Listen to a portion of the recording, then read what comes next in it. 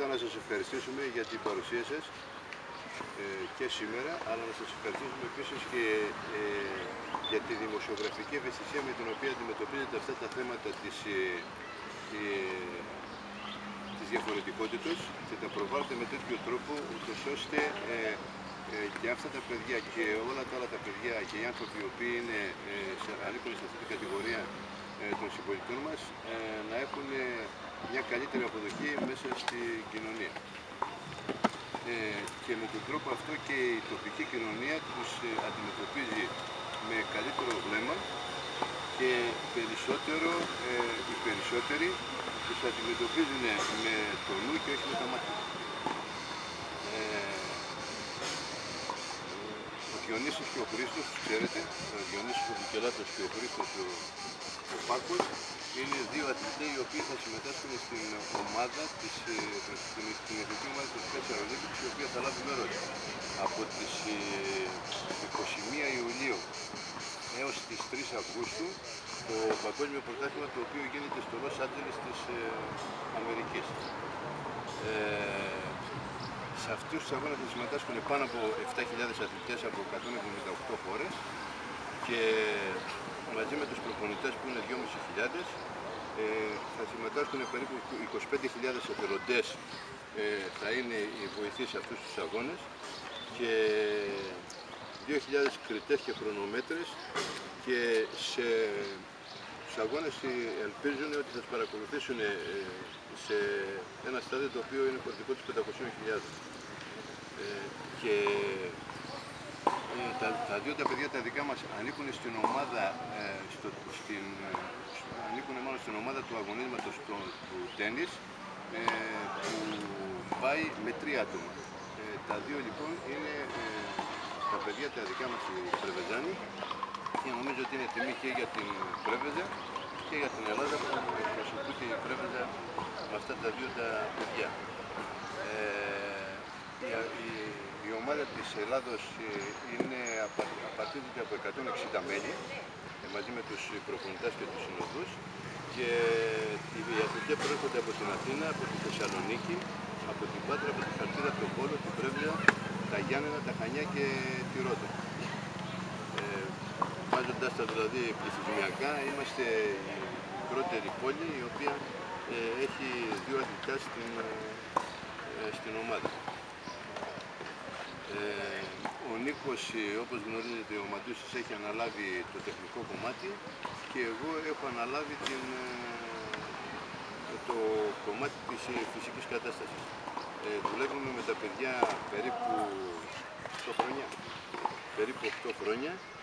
Την κάνουμε αυτή τη δουλειά εθελοντικά, και η επαφή η οποία έχουμε με τα κεντρικά είναι μέσω 2 άλλων εθελοντών προπονητών γυμναστών που είναι εκεί, και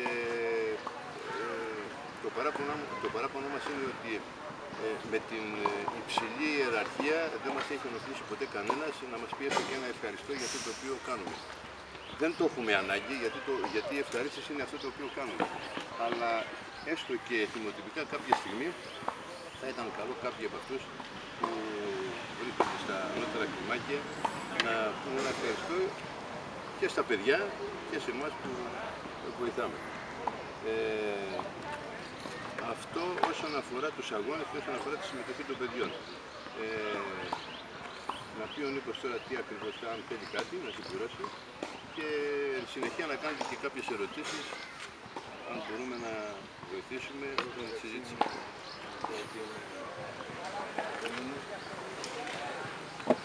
Και περήφανος για την προσπάθεια των παιδιών. Θέλω καταρχήν να ευχαριστήσω τον Χρήστο τον Πάκο, για τον Διονύση τον Βικελάτο, για την υπομονή όλα αυτά τα χρόνια. Μόνο καλοκαίρι, σε δύσκολες συνθήκες, χωρίς ιδιαίτερα κίνητρα, είναι εδώ καθημερινά παρόντες. Θα ήθελα να τους ευχαριστήσω, γιατί πολλοί αισθάνονται και νομίζουν ότι εμείς διδάσκουμε και μαθαίνουμε αυτά τα παιδιά. Εγώ δεν σας κρύβω ότι ταυτόχρονα και εγώ θα κάνω μια πολύ μεγάλη μαθητεία και θα μάθω από τους δύο αθλητές τι σημαίνει αγώνας, τι σημαίνει τόπος. Θα ήθελα επίσης να πω ότι θα μπορούσε να είναι και μια μορφή παραδείγματος για τη χώρα μας, η οποία βρίσκεται σε μια πάρα πολύ δύσκολη θέση, Όπως αυτά τα παιδιά ο αγώνας, η ζωή ένας αγώνας με δυσκολίες, όπως αυτά τα παιδιά αγωνίζονται, έτσι έχουμε και στην ελπίδα μας όλοι μαζί, βάλουμε όλες τις δυνάμεις που έχουμε, να ανταποκριθούμε στις δύσκολες συνθήκες και στις δύσκολες προκλήσεις των καιρών. Θα ήθελα να ευχαριστήσω θερμά τις δύο μανάδες των παιδιών που μας εμπιστεύτηκαν και γνωρίζουν όλοι σε πόσο δύσκολες συνθήκες ζουν, προσπαθούν και τα καταφέρνουν. Θα ήθελα να ευχαριστήσω τον coach, εδώ τον Κώστα τον λογοπαίδη, ευχαριστήσω τον αθλητή μας τον Νεκτάριο και τους αθλητές του τένις, όλα τα παιδιά. Με πολύ αγάπη και πολύ μεγάλη χαρά πλαισιώνουν τους δύο αθλητές και αγωνίζονται καθημερινά μαζί τους. Θα ήθελα να μην το ξεχάσω, να ευχαριστήσω τους γιατρούς και το νοσηλευτικό προσωπικό στο νοσοκομείο Πρέβεζης, γιατί ό,τι έπρεπε να φτιάξουν κάποια γραφειοκρατικά πράγματα, με πολύ μεγάλη χαρά και ευαισθησία ανταποκρίθηκαν και μας βοήθησαν ιδιαίτερα. Θα ήθελα τέλος να πω ότι το τένις είναι ένα τέχνασμα, ένα κόλπο ή ένα φακυρικό θέμα.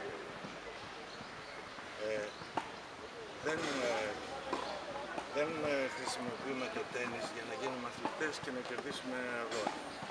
Το παιχνίδι είναι ένας έξυπνος τρόπος μέσα από το οποίο οι άνθρωποι διδάσκονται και μαθαίνουν τη ζωή.